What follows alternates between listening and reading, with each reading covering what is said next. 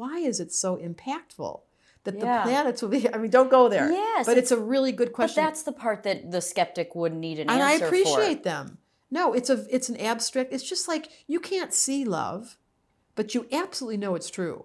Good analogy. You can't see gravity, but you don't doubt that if we tip that over, it's done. We can't see electricity.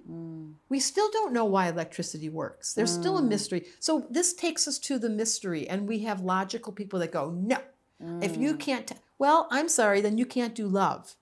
If you don't want to stay in love and be able to deal with that, we're going to go past logic now and go in this room called the right brain. If you don't want to hang out with me, good, have fun by yourself. That is a fantastic argument.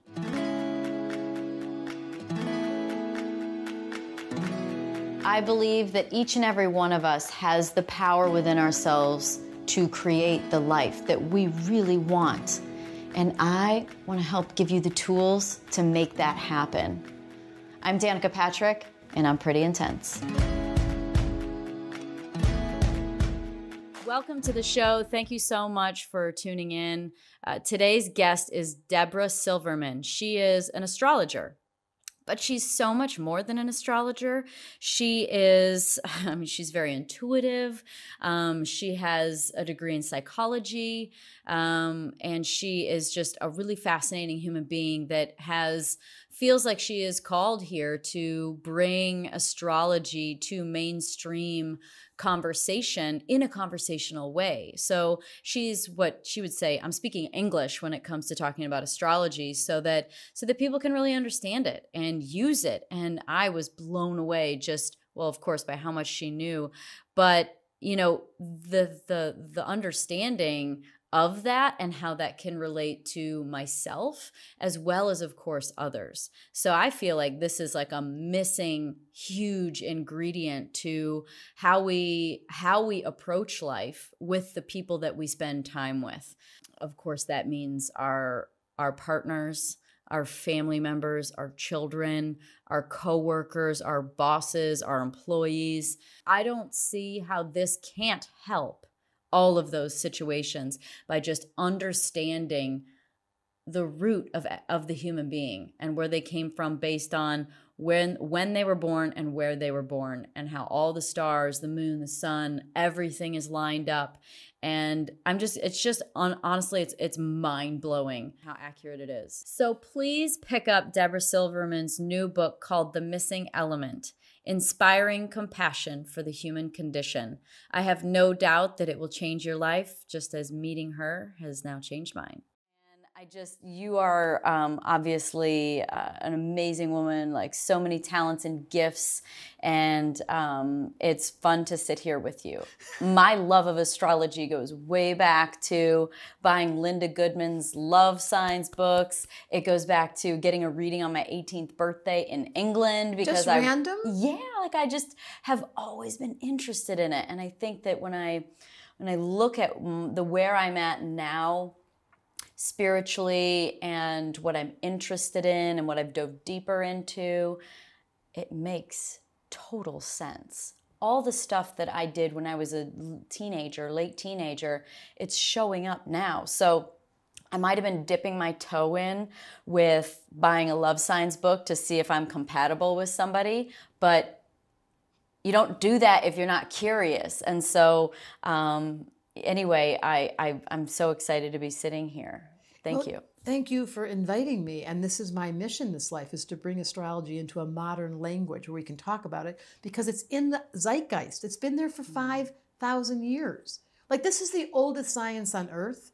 And every magazine and every newspaper now, all over online, everyone talks astrology. They don't really know what they're talking about, but there's this fascination. Why? Because it's been in the consciousness of the architecture of our minds are built around these 12 archetypes. And it's so predictable. And so I came as a skeptic too to begin with. But when I hear people say, and I've heard it so much, Linda Goodman, I want to send her checks. Like, you changed the whole world around astrology. She did such an impact.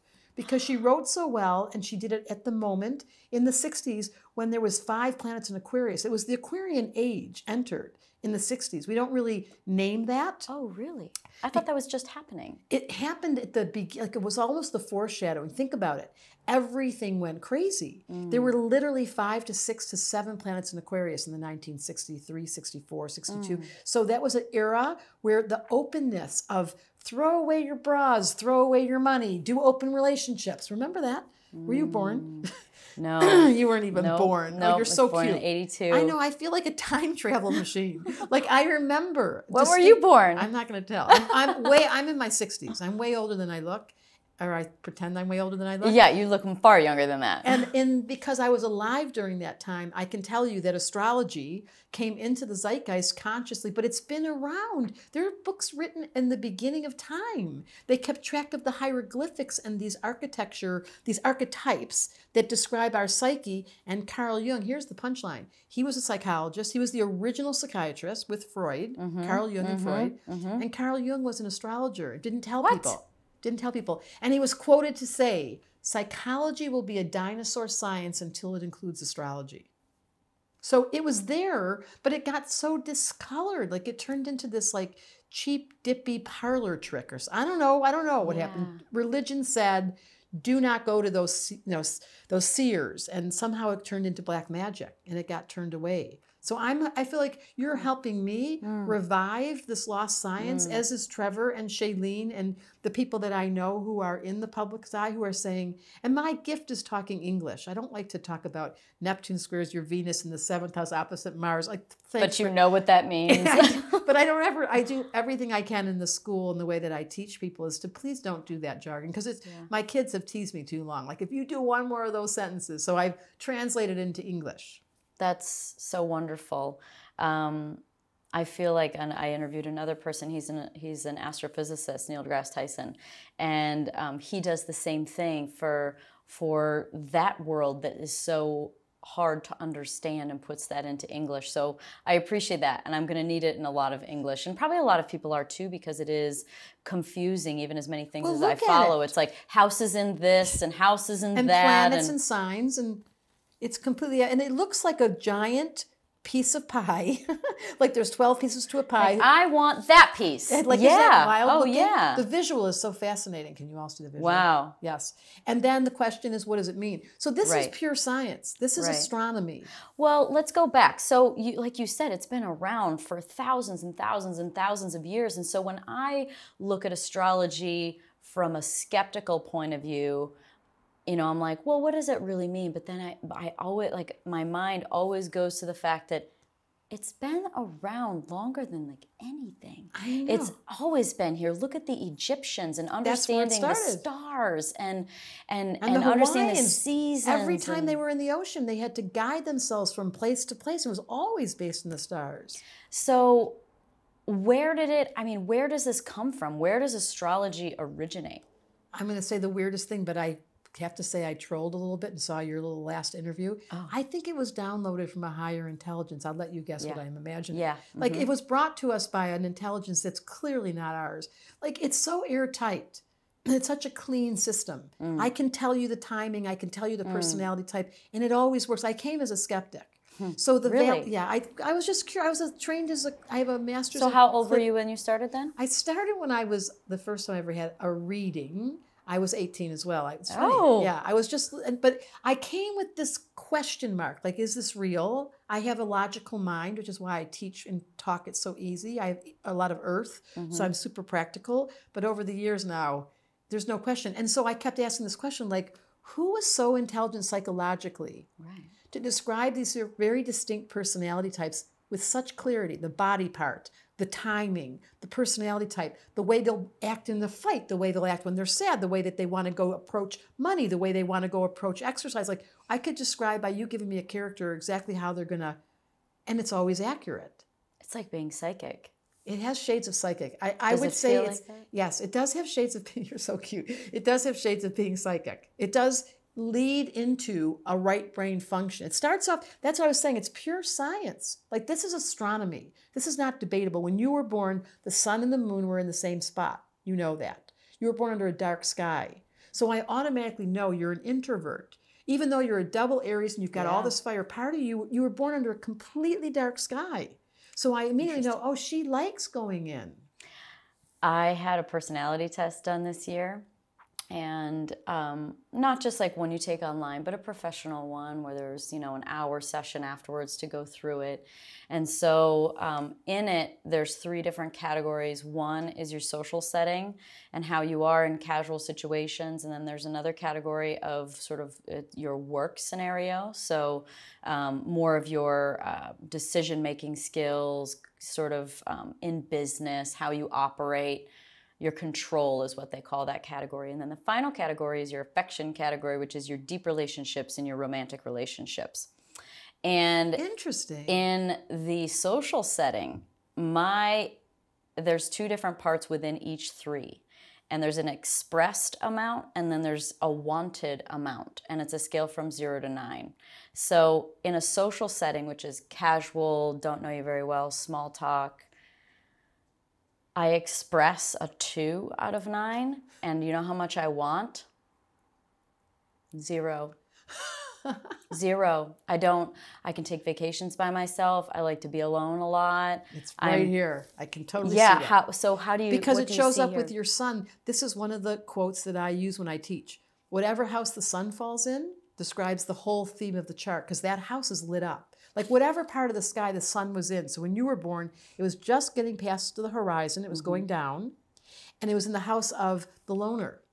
So that's funny because the rest of your chart is unbelievably social. Like your social skills and your grace and your charm, and everyone falls in love with you because you've got all this little Libra and you look so cute. We can dress you up. But there's a part of you going... It's frills for fake, but... but it still looks good. But your secret sauce is, can we go now? But you can't tell by looking. So you present to the world with Libra rising with this very open mind and graciousness and social skills. And then the sun, whatever house the sun is in, yours is in detail. Like you are very precise. Not most Aries have as much precision as you need. Is that true? Yeah, give me an example of what you'd mean by precision. It would be everything from how you would dress to how you'd want things put in the right spot to how you would decorate to like don't. So there's a detailist. You're right. Like especially, I knew this a long time ago when I first started having houses, and even just a little thing of like pictures being straight, it was like had to be like exactly straight. This is 6th house sun. But so you do have that's one flavor. The house of the sun describes the theme of someone's life, the precision, the desire to serve people, like a very strong instinct to be in service, from health food to information to supplements to knowing how to help people and give them. That's a big part of your chart. For sure. But the other thing is with the sun and moon in Aries, there's a part of you that's like, can you just leave me alone? Like, not most Aries want to be alone. You do. You've got this pull. You really have a split chart. One half of you is so social and so fun and so light. And the other part is so intense and so detailed and so precise. Yeah. It's like a ping pong game. So then it's be interesting. So then now let's go to the control setting. So where does that show up in my chart with wanting, like I'm, to be able to make decisions quickly, be assertive, be confident, type A, lead the way. Oh, well, that's all Aries. Hello. Yeah. You just described an Aries. I am the first one of the zodiac. I am bursting through springtime. Are you Aries? I'm pretending I'm you. Oh, yeah. Yeah. But I'm very good at being able, have you seen those funny videos where I act out all the signs? Uh-huh.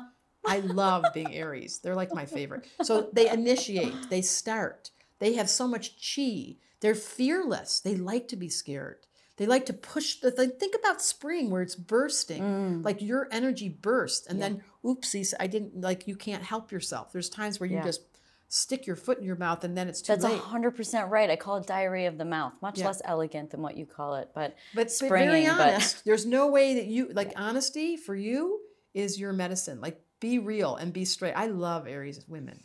It's funny. Ruff. That's what I do whenever I say this. I bark. That's what my friend Stacy tells me, who also loves this stuff. And she says to me, your honesty, I love it. And some people don't love it. But my honesty will always be rooted in just the truth that I see in you. Right. And believing in you. Right. There's another thing that happens where like when I go work out with people, I'm told I'm a workout bully.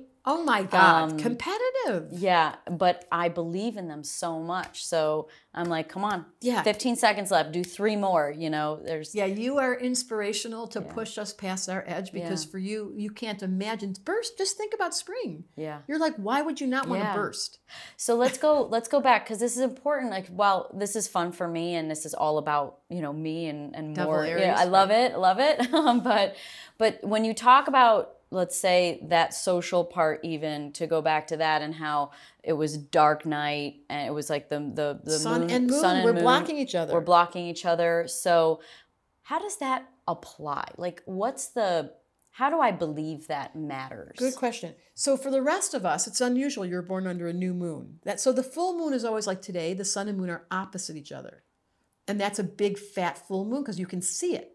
It's the sun is over here not taking any light away. So the moon's in full glory. When you were born, the sun and moon were standing right next to each other and they were blocking each other. So what it suggests, the moon talks about our inner world. It's the nighttime. It's the emotional body. It's what happens when your eyes are closed. It's that feeling thing we can't describe. But your sun blotted out. There's no way for you to feel your feelings. Everything gets smushed. So you can't distinguish. The rest of us who have our moon, everyone can listen to, look where your moon is and you'll find out how you respond emotionally. It gives us a clue. Your moon, your emotional body gets blocked out by your ego. They're so one the same that when you feel something, there's no medium, there's no objectivity, there's no impulse control. You're like, I don't know, I just had to say it. I'm feeling it. This is so true. Like there's no kind of sorta like the rest of us live with. You're like fully impacted. So we have the moon, most of us, somewhere else that has a different dialogue than our personality, our ego, our sun sign. So there's something going on. Sometimes it's conflicted. The emotions are being secretive, for example, and the sun is very verbal. That's a confused personality type. Okay. Yours, they're both so blunt. They're both so honest. They're both so excited. Yeah. You run energy through your body. But how does that matter? Like, how can if I'm sitting at home and I'm going, okay, but who cares that the sun and the moon were right there? And how does that really apply to me? And give me like the tangible, is it the energy that comes from the sun? And if it's blocked, you literally don't get the energy you need in that sort of facet. So funny. Now you're making stuff up. This is so Mercury and Pisces. No, you get the energy you need. They're both fully operative, but it makes you introverted. All you have to think about is you were born, if we were living in early times where there was no lights, it just happened in California where I was. The lights were out for 5 days. And I kept saying, this is what it was like in the olden days.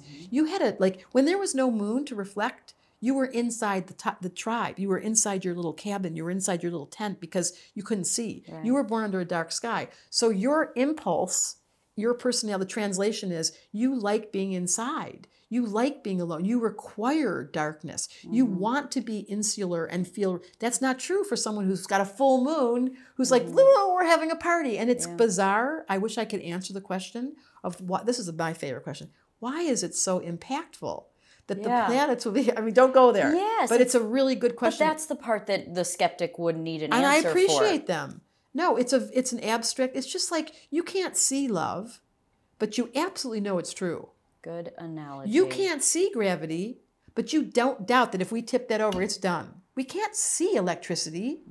We still don't know why electricity works. There's still a mystery. So this takes us to the mystery, and we have logical people that go, no, if you can't... Well, I'm sorry, then you can't do love.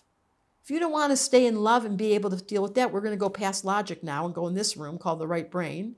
If you don't want to hang out with me, good, have fun by yourself. That is a fantastic argument. I love that. It reminds me of a movie called Contact. Did you ever see Contact? Totally. Where that was the exact analogy used to prove something. What's her name? Yes, Jodie. Yes. She needed to prove that everything was able to work because she was a scientist, and Matthew McConaughey was the religious sort of feeling guy. And he's like, did you love your dad? And she's like, of course. And he said, prove it. That's when you go, I love that. Oh, I'm going to steal that. Yeah, but that is such a great, that's what it reminds me of. And and that's another thing. I believe it. You don't need to convince me. I believe it because I feel it in my intuition. But that's what I'm trying to say. Right. Your moon is so connected. You live in your moon. It's so directly connected. You've got an honesty machine that lives in your body. So when you get a feeling, you're like, got this. Yeah. And when they try to get you off, you're like, no. Because double Aries. Now, the Libra, I'm curious about, because you have another party that's like, well, I'll see it from your point of view. Does that happen where you suddenly get over there instead of inside of your... Sure. It's funny, I've been taking so many personality tests lately. But there's this one where I interviewed a lady who writes books. Her name is Gretchen Rubin, and she wrote a book called The Four Tendencies. And there's 4 of them, and I'm an upholder. So I'm not going to go into long understanding of the book, but it basically says that I uphold all of my own rules and goals, and I also uphold yours too. So when someone tells me something and I care about them and respect them and trust them, I do second guess. I'm like, wow, well, maybe I might respond like an Aries, right? I might be like, what? No. And then I'm like, wait. That's the ping pong game. Maybe I should listen. And that is your life lesson. In your life lesson's relationship. Yep. How to stay on your side of the court without going over there to theirs and then coming back. Like you really do have ping pong in your chart, where one half of you wants nothing more than harmony at all costs. Yeah. Like it matters so much for you to feel like you're really connected. Yep. And the other side's like, can we just be alone for a little while? I need to go run. So what is that? So that's the Aries Libra. So the Aries, the Aries is the sun and moon and Libra rising, right? And Saturn. You have a lot. You've got 3 planets in Libra. You don't just have, so this, you've got a real ping pong game. And the gift of that is what's true of both of them is the leader. Like in the end, you're like, I got this. Like you cannot have someone tell you what to do. At a certain point, oh my God. At a certain point, you're like, no, I got this. Even as a kid, I'm sure your mom would tell us, like you were the little girl with your little hand on your hip going, no. Mm-hmm. Yeah, but I can be convinced by someone I care about. You can get and lost in a relationship by giving yourself away. Yeah, 100%. And then go back. It'll feel like you're in the relationship and you're so merged, and then suddenly you're like, I need space. And then you're back in again. No, I want to be in love. I love you. Oh, I got to go find my bedroom. You need a room of your own. Funny. There's a chapter in my book that I wrote a couple of years ago called Pretty Intense, which is what I call this show because it describes me pretty well. And there's a chapter on creating your woman cave. You need a woman cave. So I had one at my last house and I loved it. It helped me really understand what I'm truly interested in and my hobbies. And it was so my own space. And so I have been working on another one in this house that I live in now, and or one of them. And, you know, I just feel like it's so important to have my own space. Right. Because you do this thing where you go and you merge with people and you're harmonizing. You're really good at relationship. And then all of a sudden you lose yourself. So you've got to go back over here. It's a ping pong and it's a duality that you live with. So what is the part that I need to work on? Well, I think it's being honest with yourself about, do I want to be in partnership at this level right now? Like you have to keep tracking, keep monitoring. This is true for everyone, but you really have it. How much am I giving myself away? Am I giving up my taste buds? Am I giving up my style? Am I compromising at any level? Because you want to. You want to harmonize and then come back to yourself and go, uh-oh, am I being too selfish? Am I being too independent? Did I just pull away? Am I making myself, can you feel that?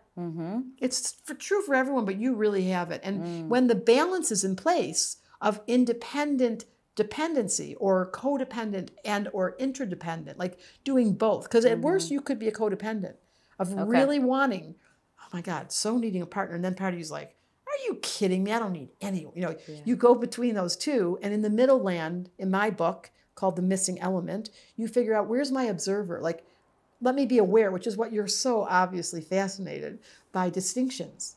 Like, let me be aware of these different parts of myself so I can navigate. Yes. And let me tell my partner, intimacy is into me I see. The more I know me, the closer I can get to you. So when I tell my partner, oh, listen, Debra, I have so much energy. You really want me to go for a yoga class right now, or I'm going to get I know enough now about myself, exactly what I need to do to keep my fluid energy going. But if I go off my rhythm because I'm dancing with the other and, oh, it doesn't matter if I do yoga, or I don't have to go for my run, then all of a sudden I'm off center and my observer's suddenly going, you know what, you're pissed off at him. No, you lost your rhythm. Right. That's your thing in this life. How do I keep my awareness on of the other and the self without getting caught in either extreme? Right. You must relate to that so much. I do feel such a deep yearning for the deepest, truest kind of love and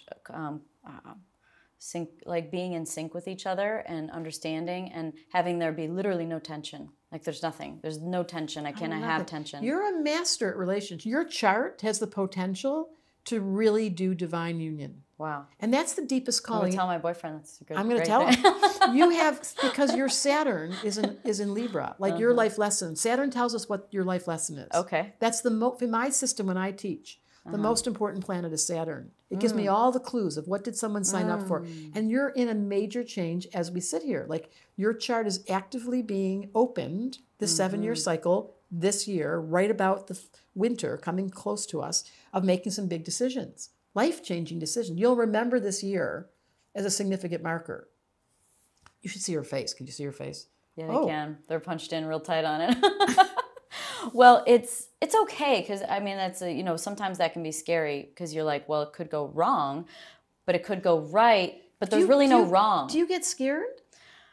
Yeah, so I look very far forward. Like, I feel as though people tend to either look back a lot or they look forward a lot. Living in the present's very challenging, I think, for anybody, except a monk sitting on a hill with nothing to do but be present. But I'm a look forward person. So I create a lot of attachments to outcomes, to how I see everything going, to a relationship, to a job, to a company. I look really far forward, which helps me be motivated and get somewhere. But if it needs to go somewhere different than where I've been looking, I can take a while to let go of it. I used to think I was a little slow or something was wrong with me because I'm so here and now. And then I found out it was the high road, that it was the gift of a meditator, because I get so simple. I'm so in the present that it's a problem for when people start future pacing. I'm like, wow, that's interesting. You're already out there. It's a different, as you say, it's a different sensibility. Yeah. I find it fascinating this is my favorite thing, how we are all so different and how we dance together. So I hire someone to do what I can't do, and they count on me to bring them into the now. Do you do consulting for companies to hire the right people to balance the... That is the highest road of you're such a futurist. That's the highest road of astrology, is in my company, which I have over 30 employees. Wow. I look at all their charts. I know all their charts. Yeah. And when I can see the charts about to change, I'm like, beep, beep, beep, beep, beep, back up the bus. Let's review this. Are you sure this is what you want to do? And so it keeps the company in such a happy place. Because high vibes forever. Yeah, so we keep the energy up because people are in the right seat and they're in their natural flow, and they're not doing what they think they should be doing, but what they're actually good at. So then how does this apply? So obviously then you go to something that is so much more intimate, which is the relationship part. And so you've got one person that is into astrology and understands things, and then one person, actually, it doesn't even matter whether one person is or isn't. How do you use astrology to exist, and is that even possible, or is it also science to you don't exist together? Like, I know that you think you do, but you are not looking at this thing clearly. Well, I always say Cupid doesn't know astrology, and she could care less about her eyesight. She just pulls the thing back, and you're in a design spiritual agreement. Like that, Cupid's works for some high force where you have karma together, we're going to shoot this, and when you get that first, oh my God, I just fell in love. Then, after the chemistry wears off, because it lasts sometimes for a week, sometimes for 10 years, we don't know how long, but at some point you're going to bump. Okay. Then you come to the astrologer and she goes, oh my goodness, compatibility. Let's talk about this. This guy wakes up early in the morning laughing with the phones and the music and the radio, and you like to wake up softly. So that's a problem. Oh, this guy loves to eat meat and he's really into that French fries, and you're a vegan. That's a problem. So we begin to look at the practical. But when you have a karmic agreement with someone who doesn't matter, you have an agreement, and that's going to be a time period. There's always an expiration date or not. Okay. That I wish we could see. Like, that's my secret feel. Like, if I could just tell someone this is going to last for this long, but you can't. So in this Libra rising, my karmic life is relationships. That's part of my final phase of this cycle of healing. That's relationships. Bingo. So, right? Is that what you told me? Yes. So are you saying that, this is your entire lifetime fulfillment? Like, you're going to seek a pure, harmonious exchange. You named it. Your highest road is to have not a hair get between you. Yeah. That's like ecstasy for you. Yeah, it is. Like, I mean, so this morning, I'm like, hey, babe, how's it going? And he's just kind of, I'm like, is everything okay? and he's just really quiet, and I can just feel there's just something in between us, like there's a disconnect, and that energy is like such a feeling that either it's in resonance and it feels so simple and pure and good and in sync, or it feels like the only thing that I'm worried about. If it's out of sync, it's the only thing I care about. And so that's so funny. Yeah, it becomes this big. Oh my God, it's the only thing that I can think about. And that's Libra. My reaction is so big normally. Like it can't be like, oh, okay. It's like, no, seriously, this isn't Aries. fair. And so I'm like, you can't, I'm like, what's going on? What's going on? I'm like, I need some more communication about if something's going on. If it's not me, just say so. If you need a minute, like I need some communication. And so when there was an acknowledgement of like, yeah, I'm thinking about some things and I don't want to talk about it, I'm like, just tell me that. Even just knowing that helps me, because Libra. if I can't, I have to learn how to trust my intuition and be able to have that confidence of sensing the situation. You are not easy to be in a relationship with. You're like a lie detector test. Yeah. The winds change, the mood changes, and you're like, double Aries, I'm on alert. So that's important for you to know, to stay on your side of the fence. A harmonious relationship is letting people have their space enough to trust that you are holding down the ground. See, we can't lean on someone. In relationship, the strongest relationships, and I've been privy and I've studied them because I'm Libra rising, so I've been fascinated by this. When you meet someone who's independently self-sufficient and sovereign, and 1 + 1, their other partner, turns into 3,000 because they together make this giant energy field.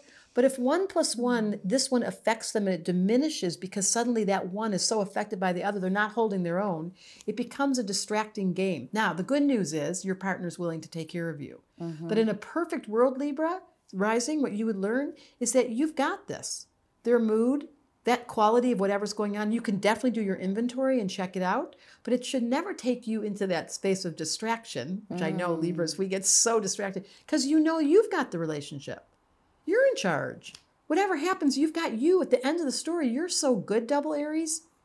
You're saying on my own, like I've got me, like no problem. Like, exactly. If this doesn't work, no problem. Bingo. And when you know that's true, you can leave room for your partner to do their whatever they do. Because I love to use this line, men are stupid and women are crazy. So they can't track us all the time, and we're a little emotionally sensitive. So that's a nice way to put it.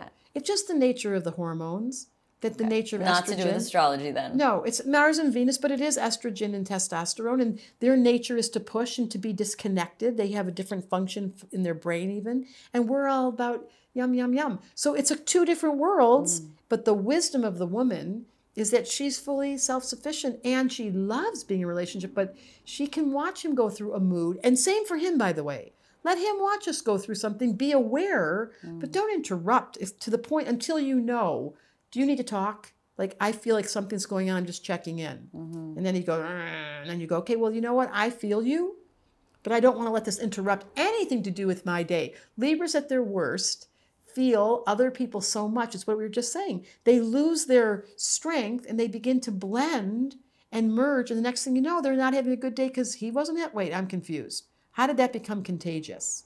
Good question. Have you been able to accurately, maybe you don't tell them, but can you make assessments of relationships and say like, yeah, that one's probably not going to make it? Or do you look at, is there any of those scenarios where even if it's an internal thought where you're able to identify based on charts? Well, I have a friend that I worked with for many years, a colleague of mine, that he would tell people, you're not going to work. I love that he was that blunt and honest. I am not that person, and I am the hopeless, endless optimist. So I'm on the process of assisting people. But you know this when you go to a wedding. I mean, everyone knows. There are certain couples you meet and you go, I can smell something fishy. And then you go to a wedding and you're like, oh my God, that soul contract. I perform weddings, and one of the last weddings I went to, I was giving the ceremony, and her last vow to him, which we didn't see coming, was, and I vow that I will come find you. One lifetime is not enough. Makes me want to cry when I say it. She was like, this is not enough. I love every minute of being with you, and I will find you. That made me, everyone in the room, like, now that's true love. Like, we were in that, the whole thing was, but some couples, yes, it's a timeline. And do I tell them? No. No. I mean, I'm blunt, and I'm known for really strong honesty, moon in Aries. And I respect that we learn our lessons the strangest ways. I mean, that is just embarrassing, humans, how we learn. Let's get a frying pan, and then let's break my heart, and then let's see how long it will last before I wake up and go, ooh, this isn't working. And it happens all the time. So you talked about soul contracts. Explain more of what that would be to someone who doesn't understand It's Cupid that. again. She has this agreement that she works for this guy called Fate. And she comes in and she gives you an agreement that was made. There's a soul contract. There's beings. I have this theory. There's some people you can't get rid of. So they keep finding you. Whether it's the dog or it was your mother or it was your first boyfriend, they show up again. And you know when you meet someone, you go, I mean, this happened for Trevor Hall and I, who I have this crazy soul contract with. Like, you meet someone and you're like, I think I know you. And then it shows itself, it proves itself out, and you've got durability. The friendship endures and lives through so much. And then there's others where it's a short-term thing, and that's a soul contract, but it's a short version. So you know in your heart of hearts, I think it doesn't take long if you can listen. I have tattooed on my arm the words listen and silent. So you've got to be silent. They have the same letters. So you have to be silent enough to go into yourself, to go, do I really feel like this relationship is supporting me?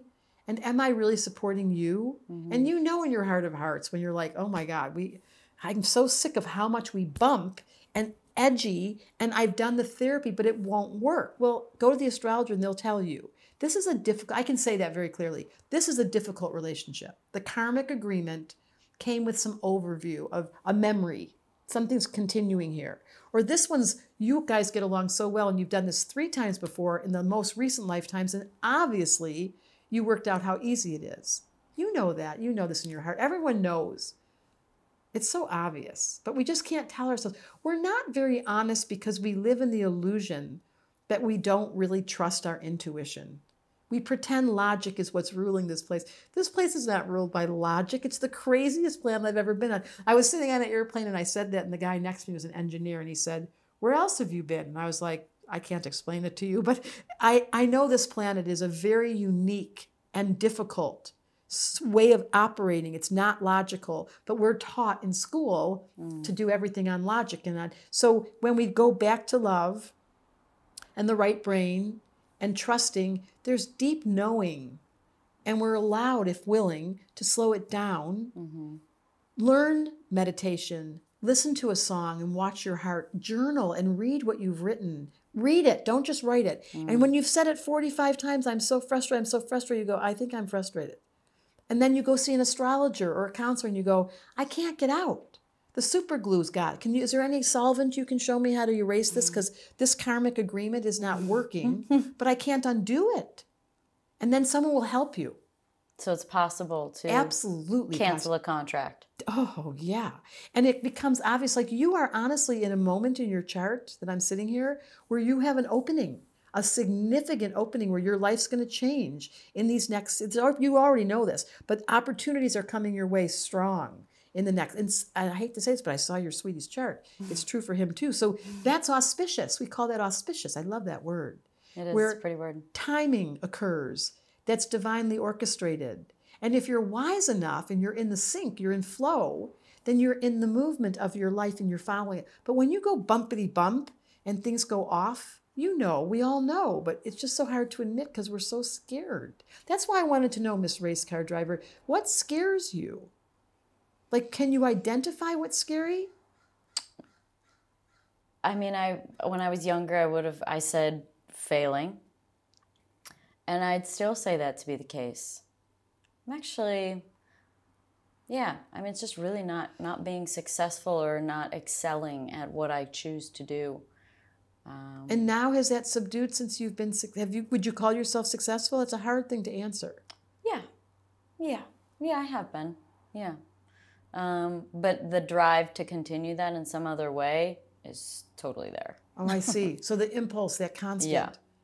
Yeah. To be, I guess my goal would be to be, not to take anything away from racing. I don't want someone to start listening and then I don't want to lose them because of the beginning of this. But I hope that I'm known for something else someday. Like, I hope that people remember me as a race car driver as an afterthought. Not to take away from racing, but to speak volumes about whatever I do next. Like this. Like opening the door of people's minds, Right. of bringing in fascinating characters and asking the best question. Libra. You know who was a double Libra? Was Johnny Carson. They asked the best questions. That's what they're known for. Spontaneous. And so is Sting, double Libra. Spontaneous openness, which is what you display, and fascinating with everything to do with science, people, well, everything. Yeah. I mean, your interest probably goes all over the place. Yeah. That's a very profound gift you're giving us. Well, the gifts are, the guests are really wide. A wide array of guests, everything from, someone like yourself to an astrophysicist to scientists, doctors, musicians, actors, you name it. Like it's race athletes, you name it. And what made you do this?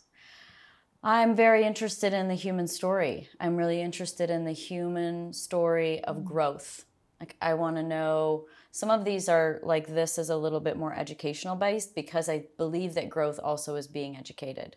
Like, hearing something new opens you up and opens the door. It's like you can't make someone think something else, but never underestimate the power of planting a seed. And that's what I want to do with the science and with the experts like yourself and the doctors, is to plant that seed of like, well, maybe I need to do these things. So maybe I don't get into their story quite so deeply because what they are here to bring as information is really important.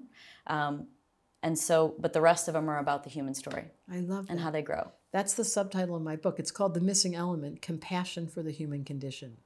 Like, what do we do with these humans? And how do we understand? Do you know that you have no earth in your chart? Did anyone tell you that yet? What does that mean then? So that's my book, The Missing Element. You take a personality test in the middle of the book, and you figure out. It means that when it comes to practicality, money, organization, structure, getting things done on time, being executing, part of you is either hates that or is really good at it. Which is it? I'm not a detail girl. Bingo. So when it comes to details, Yeah. and it comes to spreadsheets, Yeah. and it comes to instruction manuals, you're like, oh no, please It's don't. like brain dead to me. You I have seriously no earth. feel brain so dead. now I'm giving you a line to take home. You have no earth in your chart. So you need to bring in people that can help you with earth, or you consciously cultivate it. It's totally counterintuitive. It will feel unnatural, but it will balance. I describe 4 wheels in a car: water, air, earth, and fire, the 4 personality types. And when you've got one tire that's down, so you've got to figure out, how am I going to keep that solid, and what do I need in my world to keep me grounded? So it's either another person to fill the void, or you need to cultivate it yourself. Bingo. And it's possible, you're saying. 100%. So even though it's not in my charts, it's not in me, I can still cultivate Not it. everyone can purchase or buy someone to help them ground or clean or organize. Yes, you can definitely go learn it. It's a skill set, like cooking food and buying, details and learning how to do spread. It's going to feel like you're crooked. Like, how do I do this? Yeah, what is that process? What It's is that a real arc of- deliberate effort. Like, that's part of my school. In the very first class, we figure out what your missing element is, and then we give you homework to go do the very thing you don't want to do. But then what happens is, like, let's say it's water and they haven't cried in years because they lost their emotional. I say, go watch sad films. Like, make those tear ducts Yeah, go work. through the 4 elements and then explain like what that, if you have it or don't have it, just kind of Perfect. understand So what they mean. water, which you have, you've definitely got water here in this chart. Your is sensitivity. It's tears. It's I cry regularly. yeah, you cry regularly. It's tears. It's emotions. It's intuition. It's the invisible world. Water is more of the emotional, intuitive, quiet sensitivity. You have it. Sensing people, reading people, loving to be alone, really valuing being by the water, being in the water, having a gift for being the caretaker, the healer, who come over here and cuddle with me. I'm going to give you a little, and sexuality, the yum yum factor, which I know is in your chart. Don't say anything just yet. The deliciousness of, that's very water. If you're missing it, you can't feel. You've lost that sensitivity. It's gone to ice and it freezes. If it's too much, you're depressed and you're addicted because you just can't stand how much you feel. So you shut the whole thing down by becoming disassociated. Yeah. So physical touch is for sure in a relationship. My Oh my 5 God. love languages, physical that's touch is you. number 1. Jupiter's in Scorpio. You love that. Jupiter tells me what you love. It's not sex, everybody, so relax. I mean, there's some of it, but it's a holding my hand. It's putting your arm around me, as soon as you're in kissing me. contact. Just something physical, just Yes. a touch. It's Like so good. literally, I'm like, babe, you could dissolve so many arguments if you just hugged me. He's like, how can I hug you right now when we're doing that, you know? He's like, but if you could just get rid of 75% of the problem or That's problems. water. Yeah. That's your Jupiter. Okay. That's the Jupiter's what you love, and you love water. So Okay. that's the first element. So Okay. if it's down, it means you can't feel. If it's overworking, it means you feel too much. And in the middle is wisdom, intuition. Dalai Lama's double water, being able to meditate is the high road of water. Next comes air. Air is the communicator. It's you and I both, Libra. Air is thinking and talking and communicating and reading, and they're interested in every single topic, and their favorite thing is relationship and being in harmony. Oh, yeah. Oh my God. So they have people's phone numbers, and they have their little phone number, and they're doing this thing all the time, and they're texting, and they're on social media, and they have their friends, and they're reading a great book, and they want to share the great book with you. This is Oprah air. Fascinated with all content, all colors of people, and wanting to talk and communicate. Water is like, shh, can you guys be quiet and just touch me? Air is like, no, we're going to tell stories. We got a lot of stories to tell. I'm interested in yours and mine. Now I'm all confused. So they're airheads. Yeah. At their worst, they're airheads. They're like, I can't remember where I was going. Do we write it down? That's my friend Stacy. We actually, sitting here, we recorded a few episodes where we just riff on a word. Like literally, like, so the word that we did a couple episodes ago was grow, that came out, and it's because it's my word of the year. But we just talked for a half an hour about the word grow. That's so you. That's so air. Air is the element of riffing on words and finding humor and doing wit and feeling like they're entertaining themselves by the hour by the sound of their own voice. So when there's two people to talk to, it's even better because you can't really talk to yourself. Well, you can, but you shouldn't. So when there's a dialogue, these are the air social animals. Yeah. Very fun to play with. If they're missing air, they don't want to socialize and they don't want to talk. And they find themselves nonverbal. And they find themselves by themselves or not socializing at all. If there's too much air, they talk so much, you're like, is there an off button on this person? Like, why are we talking about the temperature of where Africa is and how it's going to affect We people? all know somebody like that. Airhead. So at their worst, they're extreme. At their best, they are in the middle. They're the eloquent speaker that you listen to their words and it's poetic. And you think, how'd they put those words together? Or you read what they wrote and you're like, these words are so compelling, I've been drawn in. So that's the high road of air. Yeah, it's one of your favorite things, is a really good communication and a really good conversation. Welcome to podcast. That's air. Yeah, that's my discipline is to listen. But the reason why people ask why I also own a winery. They're like, why do you make wine? I said, because I like to drink it. And they're like, why do you have podcasts? I'm like, I like to talk. But my discipline is to listen. But it's also so information. Like it's also very much there's talking, but that's my challenge. Well, that's Libra. It's the art of listening in silent, like listening to someone without your own voice of your head inside. This is the art of true listening. If I can hear your words without interrupting you or making me too sentences and actually hear what you've said and repeat it, I know I'm listening. It's one of my favorite things to do. So that's air people. At their best, they're great listeners and they're great communicators. Worst, they talk and talk and talk. As my friend said, they talk all night, they talk about nothing. And then we have earth. Earth people are the most grounded, loyal, steady Eddie. You have none of this. Steady Eddie, loyal. They love money. They love saving things. They love organizing. They have lists for everything. They keep everything in their specific order. And they have a passion for working. Like it's their favorite thing. They have to be in productivity or getting results to justify their existence. So the whole world revolves around productivity, efficiency, and then they complain. I'm the only one cleaning up around here. I'm the only one. You're like, well, when I went to clean, you got mad at me because I put the forks in the ups. They love control. So earth people are very solid. They're very grounded. They're very loyal. But at worst, they're very picky and they're judgmental and they're perfectionist. So if you don't have any earth in your chart, you tend to not care about all those practical details and they can fall away. If you have too much earth, you're so preoccupied with it, you forget to have fun because they're working all the time. So in the middle is this beautiful art of beauty, enjoying the moment, celebrating work, finding the work that you love and doing it, but not because you should or you have to, but because you really enjoy practicality. It's your pleasure to be of service.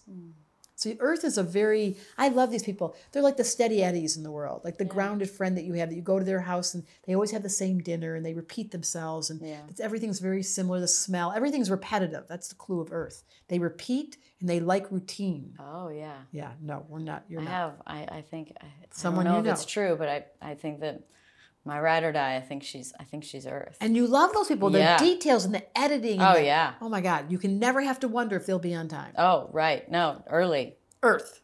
I had to teach her how to be a little less early. Yes, you want to relax a little bit, yes. And then fire is the last category. This is your sweetie. blunt and honest and physical and constantly moving, and is there an off button, and loud and indulging and eating and drinking, and it's a party waiting to happen. They're the louder people, their volumes cranked up, they have an intense honesty. You have this, oh my God. They can't hold back. The impulse control is not there because no filter. they're here to wake us up. So fire people are the ones that you want to say to them, God, did you just say that? But they're like, oh, sorry. Like they didn't mean to say it, but it came out impulsively because it's the part in all of us that wants to stay awake at all costs. They can't really turn it off. So at worst, they're loud, they're impulsive, they spend too much, they eat too much, there's no off button. If they're done and they don't use their fire, they've lost their sexual urge, they don't have the desire to work out anymore, they don't want to be seen, they don't want the attention. So fire is the element of real joy at best. At the high level, it's inspirational. Like you feel like you're around them and you're like, oh my God, they're so funny. And then we're going to go have a party. Now we're going outside and we're going to jump off the cliff. And then we're going to have a trip. You know, they're just courageous. Race car drivers. They're courageous to do things that we'd all go, no. But for fire, they can't stand not doing it. So you have to have all four. The goal of the game is to have all four wheels balanced. If you can't cry, emotionally, you're not available. Right. If you can't speak, use your words, you can't do relationship. Right. If you can't take care of money and practicality and keep your food and really know how to respect the body, you're going to get sick. Right. And if you can't have fun and have orgasms, go home. What's the point of life? Like, what are you doing here? Yeah. Does that make sense? The four elements. It's ancient, by the way. It makes sense. It's the balance, right? It's not quite like it's not like a yin and yang balance of two things. It's a much more of a life balance. Right. It's the foundation. It's the square. It's a box. It's how you keep the ground level by being able to do all four of these. So what would you recommend for people if somebody hasn't done anything, hasn't even touched the world of astrology? What do you recommend for them to do next? Well, that's what I did in my book. I didn't put any astrology in the book. I just did the 4 personality types. So people could actually learn the simple basics without getting overwhelmed. Then once I get them into like, oh, I'm so, then you go and you take my class. I have this. I'm seeing you've done tons. So annoying.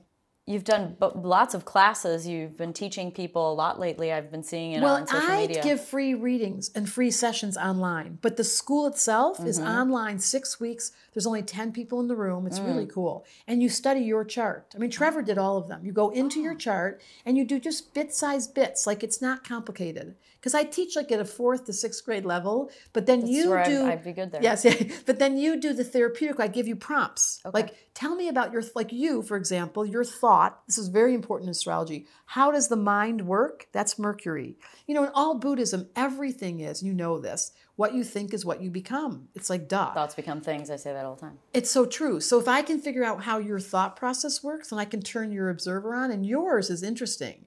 You have this vast open mind, which is a little confusing because you're open to everything and you get feelings like your boyfriend in the morning. Like your mind is an antenna system, which is not the best placement for Mercury. It's in a water sign. So your thoughts come with your emotions. My thoughts come with earth. I'm like, I'm going to repeat. Water's wet, air is light, earth is heavy, fire's hot. Like I do. But yours is like, I'm all over. I'm just interested in this. And oops, what did I say? So you've got to really handle, how do I monitor my mind? And once you know that about yourself, you can say, oh, that's my Mercury in Pisces. It goes all over the place. Thank God my Aries is here to keep me on task. Because if we left you alone too long, you'd be interested in everything. Yeah, it's true. Yes. So what would someone do? So they could get your book. They understand their personalities. They take level 1. Okay. Or the other option is I have a platform called thestarcommunity.com. Have you seen that? No. For $22 a month, you can just study one sign in depth every month of the year. By the end of the year, you've learned how it is when the moon is in that sign. What's it like? You get like a cheap shortcut to how can I learn astrology in a really fast way. Okay. So you mentioned all the signs and the 12 signs, and then you said the word Zeitgeist at the beginning. Have you seen the movie Zeitgeist? You know, that was a long time ago. Yeah. Yeah, I saw the entrance. I did not watch, I have to be honest, because I've got a lot of fire. I didn't watch the whole thing. Did you? I did. I've seen it a couple times because I would recommend it. It's one of those where, you know, it dips into everything from religion to conspiracy theories. It kind of touches on a few different esoteric thoughts. And one of them that I found fascinating that has to do with astrology is like the 12 signs being the 12 disciples, and they all fit into seasons. And like 12 months. Yeah. So Oh no, this is real. No, that's real. And then, the Son of Man, like the sun is the center. So go ahead and color that up a little. I love that. Well, it is. You said this at the beginning. This is the oldest matrix that was brought to us by some very high intelligence that's trying to remind us that there's a connection. Like, I love what you said. How dare we think that this is the most arrogant, narcissistic sentence. So clearly there's been an imprint brought to us, and it's continued in the zeitgeist. It's in the collective that we know that we're from stars. We know the moon has an influence on the tides. The Farmer Almanac can describe when the tide comes up and down based on the moon. We are mostly water. Why would that not influence us? Why are we? Of course we're moody. Of course we feel the full moon and how delicious that is. And the new moon, the desire to be quiet and go in because it's a dark sky. So we just don't have language. And that's one of my gifts at the air sign, is to bring language to people to say, listen, you have to think about this. You've got to ask yourself, why am I in a mood? What part of my personality is being distracted right now? Is it that I've been doing too much work and I've lost my boundaries around practicality? Is it that I'm too indulgent emotionally and I stay here and live here in this? Is it because my mind is so confused error and I can't focus and make decisions, so I'm on the wrong street? Is it because I've squelched my fire and I forgot to have fun and now I'm in one of these grumpy moods all the time? So I'm a very practical person. The zeitgeist is an abstract concept. I love the thought that there's a collective rhythm, or there's a collective thought process that we can see. They've proven this. Rupert Sheldrake, do you know about this? The 100th monkey. No. The morphogenic field. So after a certain amount of people talk about something long enough, it becomes true. Sheldrake, you'd love his work, The Morphogenic Field. So it's not a surprise that Carl Jung and Freud entered this word psychology. We never knew about psychology until Pluto was discovered in the 1930s. Pluto rules the unconscious. Then fast forward, there's a group of 100 astronomers sitting in a circle, and they decided to demote Pluto. They did. Well, they didn't, but they tried. I think maybe Neil might have been part of that. They tried, but it's not. So it is a planet or isn't a planet? It is a planet, but what's interesting to me is, you know what it represents in astrology? The unconscious and the shadow. So these astronomers got together and decided they were going to erase the unconscious. Good luck with that. Of course, Pluto, you're going to love this. There are 22 major arcana cards in the tarot deck. Did you know that? No. So this is the magical world of the tarot. The tarot? Yes, okay. Very ancient. Bernard Shaw said that if he was ever on a deserted island, he'd want a tarot deck and a Bible, because all the stories... Is tarot? Tarot. Okay. Yes. So in the tarot deck... I've been saying it wrong my whole life. No, it's okay. It's two ways. In the tarot deck, there are 22 major arcana cards. They left them in the 15th century, they made this. There are 12 for the 12 signs, and there are 10 for the 10 planets. They didn't find Pluto till 1930. These cards were made in the 15th century. And the Pluto card is the death card. And there's a group of astronomers sitting in a circle going, let's just erase, we want to get rid of death. We don't want to deal with the truth, which is we are a timekeeper that has an end and a beginning. But for some reason, the human psyche goes, death, don't talk. How can we be a society that is so allergic to the most profound exiting? What happens on your deathbed, what happens in that room, just like birth, is a holy land. But for some reason, these astronomers I love that. We're demoting Pluto. We're going to erase that. Even though the tarot deck left exactly 12 signs and 10 planets, perfect system, we're deciding we don't want it anymore because we don't like the unconscious. Well, good luck with that, because this planet, honestly, is ruled by the unconscious. And all psychology is becoming conscious of your unconscious. Yeah. Welcome to astrology. Yeah. Let me describe to you your patterns. Yeah. Then you'll make friends with them and fall in love with you. Yeah. And we'll change the unconscious from being dark and scary to being awareness and awake. And that's my job. I love putting on, I think you have this too, putting on the light in the dark and being able to say there's nothing to be afraid of. And all you have to do is hold the hand of your best friend. Yeah. To know that you're okay. Yeah. Like I said, I've had astrology readings done every year. I had one done at the beginning of the year, and that was one of the things that she said. She said, you're an illuminator. You should just turn the light on and just shine it on something. You're an illuminator. That's a great, and you remembered that, because that is a truth. You're Libra rising. You're bringing us light. You're bringing us air, fresh air, in a way that's really deep. I like it. You're making my job fun. Oh, well, I just think it's fascinating because, we walk through life and we can be so confused or repeat patterns all the time. And so, it can be frustrating, and we don't know why we just keep meeting the same person, or why we keep, getting fired for the same reason, or having the same fights with our family, whatever it may be. And it can be a frustrating process. Well, actually, let me do that. What are we here for? What are we here for? I'm asking you. What are we here for? I love how, let's just do double Aries, go to the bottom line. Yeah. It's a simple answer. It's the evolution of our species. And I have some questions about how we're doing. But you are here to evolve. Your soul made a promise that you'd come in lifetime after lifetime, and you're doing it, to continually refine the expression of life showing up inside of you. And devoting yourself with full commitment, which is so obvious in you, to give it everything you have, in the name of kindness. It's kind of simple. So evolution and kindness is my two bookends. And in the middle is your lifetime. Like, are you growing? Are you evolving? And are you doing kindness? Because it's what Dalai Lama said. The whole thing, his religion is kindness. So I practice this. And it's not easy because I have Moon in Aries. I get a little pushy. And I have a heritage where people screamed and yelled a lot. It was kind of a loud, we called it the loud family. And I've learned over my lifetime to breathe.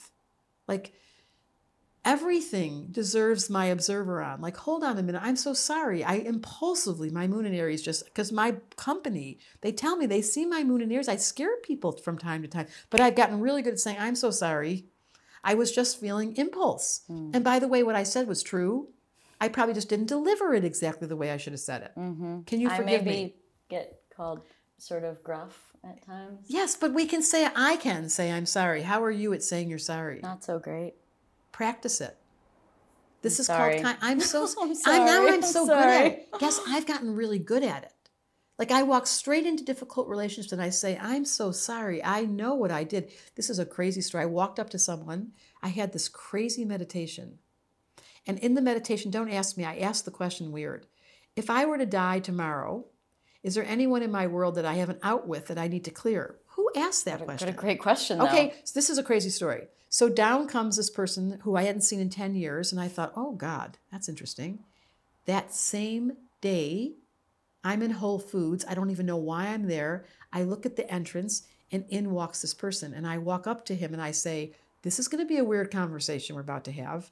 I had a meditation this morning, and I know that you think that I was instrumental in your divorce because I was the counselor of your wife at that time, and you heard a CD of a session we did, but I want to just apologize. I really just want to say to you, please forgive me. It's not what you think it was. And by the way, you've done a great job being a dad. Can I have a hug? And he hugged me. Hadn't seen him in years. I walked away and I thought, that was a little bit of magic in the middle of the day. Wow. Yeah, and that was my promise to myself. Can I continually quest kindness? Is there anyone I need to ask for forgiveness? Now, secretly, I didn't do anything wrong, but the energetics between us were bumpy. Obviously, it came into my awareness, and then, isn't that a crazy story? So I love the sort of mindset that energy is not time and space dependent, which is why people can do readings, psychic readings, and why they get drop-ins with a thought like that. That stuff can like the energy is connected. Like, the World Wide Web isn't just on your computer. The web is everywhere. Do you believe that? 100%. So what are the most important lessons that you've learned in your life so far? I'm in my 60s. That's a big question. I'd say I'm going to go back to that repetitive thought, that kindness, that it's self-kindness, that I've fallen, I hate to say this because it just sounds so contrived, but I've fallen in love with my soul, that I'm going to cry, that I'm so sincerely committed to making a difference, and I see my commitment, and I really trust Debra. Now, that didn't happen until about 15 minutes ago, so let's get clear. That was a long workout that finally got to the point in my 60s where I can say, I trust me. Like, I know my heart. It just makes me so emotional. So that took a long time of a lot of mistakes and being really embarrassed in front of my kids. Like doing things that I'm like it didn't come that way. But in my life, what I've learned is that I see the sincerity of my heart. And I see the sincerity of your heart. And there's many people you can think about that you know. It's like the dog. Like there's not a mean bone in that being's body. So it gives me a lot of compassion. First it started with me. So when my ego gets triggered of how do I look like I'm on screen, or how am I doing, or where's my success story, or how much, I'm like, be quiet. What really matters is I know in my heart of hearts that I've known love and I've been loved. And if I died tomorrow, you're making me emotional. If I died tomorrow, I could say life well lived. But it's all because I've learned, honestly, how to forgive. And that wasn't natural to me. I am not. Like some people, I'm amazed at them. Something goes wrong, and then the next day they're okay with it. I'm like, oh, yeah, I'll be right back. And it can, honestly, I'm embarrassed to say it's taken me years. I just recently, there's a Jewish holiday called Yom Kippur. Do you know about that holiday? I've heard of that. And every year, because they lived in shtetls, small little groups of people, they couldn't afford to continually have a gripe between them. So every year on the same holiday, they fast, and then they go back to the people in their town, and they either write or tell the person, I'm sorry. And that's how they keep the energy clear. Now, that was a theory. It didn't really work, but it's a wonderful theory. Like so the this theory year of I it. did it. This year I did it. Really? I do it regularly, yes. And that's how that happened with that guy.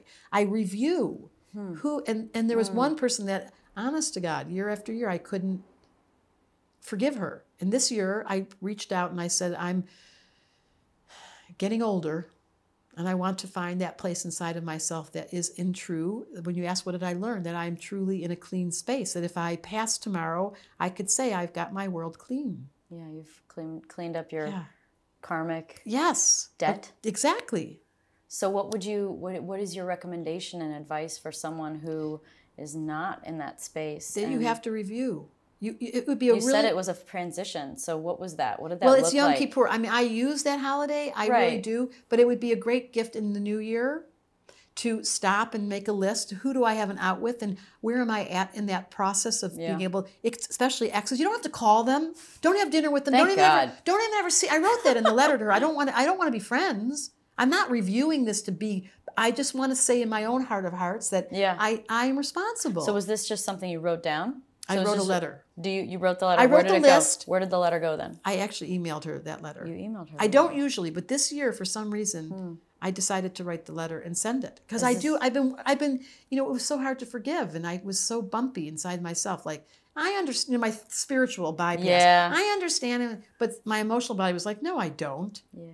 So I had to get those two. You knew. Your intuition knew. You're like, you're not quite there yet. I knew I wasn't there for a long time. And you know when you can't forgive. And then, so if I had to say, to answer your question, one of the biggest gifts in this life that I've learned is, and this is Libra, by the way, is kindness. Like nothing can occur that's that bad if I take responsibility and say, our karmic agreement put me in a situation with you and I don't like it and I don't like you. And I'm willing to take a breath and see if I can soften this and objectively neutralize it. And that's what my book is about. Like turn on the observer, look back and go, what was I supposed to learn? I mean, it's such it sounds so easy in theory, but if you're honest, emotionally, forgiveness, for me, has been a really hard path. Right. Well, I think that's for a lot of people. Some it's hurt. people, There's trauma attachments. Can you do forgiveness? Yeah. Yep. I truly believe that if two people really care, I really actually think most everyone's rooted good. I don't think that there might be a couple of bad eggs out there that are just true evil, but I don't think so. They probably were taught that if there's a mean dog, that dog got taught when it was a puppy something. Like I don't believe there's a root of evil. I do think there's evil. Really? I know this is a big controversy, but having done the work I've done is 40 years in private practice. Yeah, you've seen some stuff. I've seen some stuff. There are people whose intentions are not conscious, and they're working for an unconscious motive that is operative. What were you just thinking? Well, who are they working for?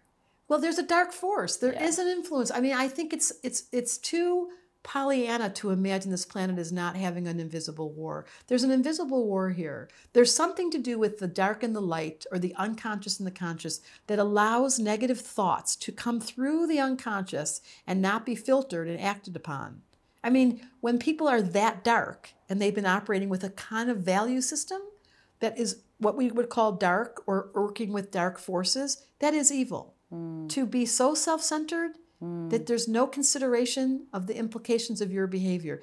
There's a karmic wave. Nothing in this planet, I think, this is a Silverman, is not being touched by something else. There is a definite connection. So when you hurt, there is a wave, there's an impact, there's a karmic continuation of that behavior. While you may not see it or understand it, so some people are blessed beyond measure, and you see them and you see their beauty and you see their skill set and you see their bodies and you see their love, and you're like, how'd they get there? I can promise you they've worked at this. This is not a first rodeo for you, this deep over there.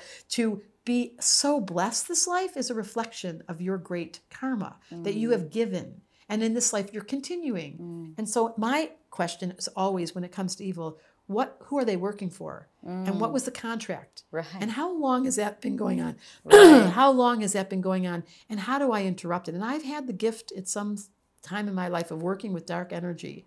I had a whole slew of prostitutes who I find beautiful, but I could see where they were caught in an energetic world where they lost their integrity, and I got to give it back to them by not judging them.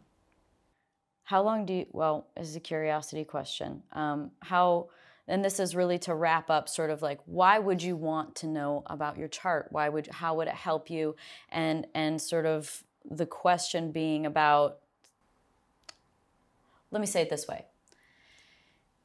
When I think about the challenges in my life, I think to myself, I need to get it right this time because I don't want to come back and do it again.